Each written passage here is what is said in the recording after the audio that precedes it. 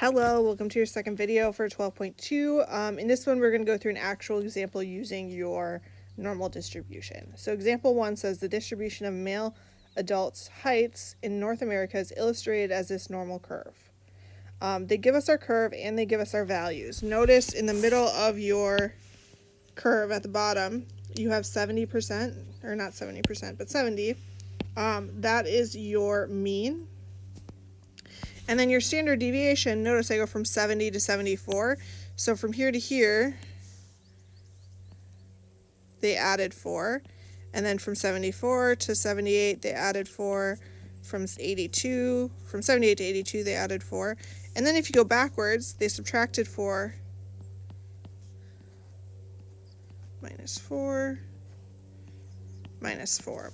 So if you wanted to, like if they gave you this and wanted you to put together yourself, they would tell you, okay, your mean was 70, that was in the middle, and then your standard deviation was 4. So you would add 4, you would subtract 4 to get your numbers. I'm going to go to the next slide and we'll talk about the actual like things and stuff that's important to us. So the first thing I'm going to do is I'm going to write some percentages on that graph. Notice you already have that 68% across the top there. I know it's kind of tiny on this, but that means that if I cut that in half, we have 34% in each of these little regions here. So each of those is 34.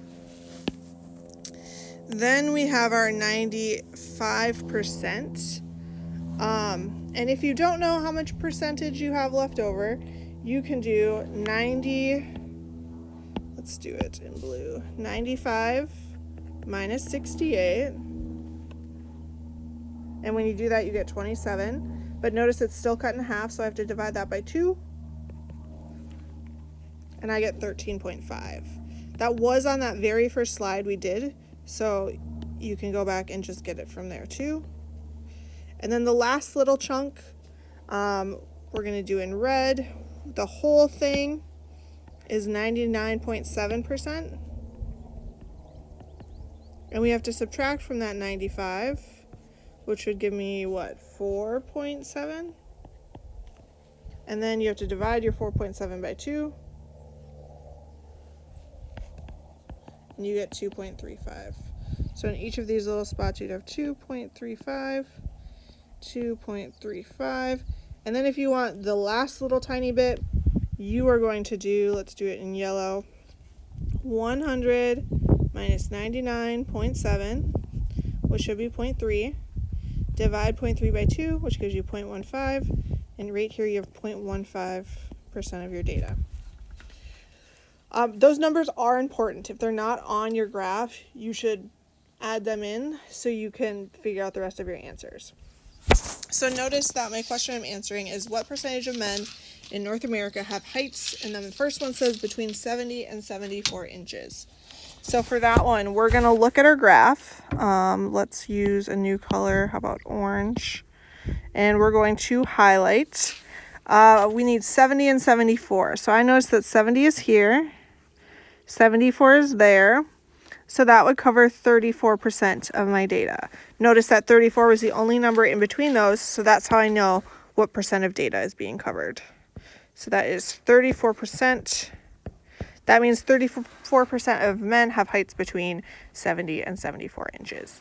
We're going to do the same thing for the rest of the problems. Let me choose a new color. This one is going to be pinkish. We're looking between 66 and 74.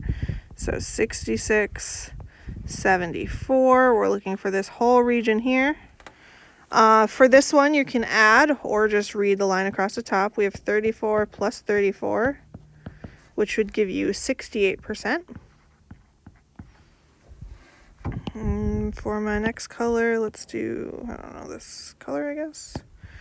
The next one, we are looking for how many men or what percentage of men have a height above 78 inches. So we're going to look at 78, and we want everything over 78. So we want all these values here. When I do that, notice we have 2.35 plus 0.15, which would be 2.5%. And then we have one final question to do.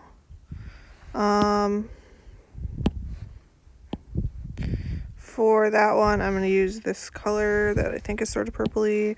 We're looking for below 62. Oh, this is sort of a bad example because notice my two numbers there are 2.35 plus 0.15 again. So the answer is also going to be 2.5%. So really today and this week, it's about labeling your graph and then just adding up the percentages between the numbers. All right, as always, thank you for watching. And if you have any questions, don't hesitate to reach out to your teacher.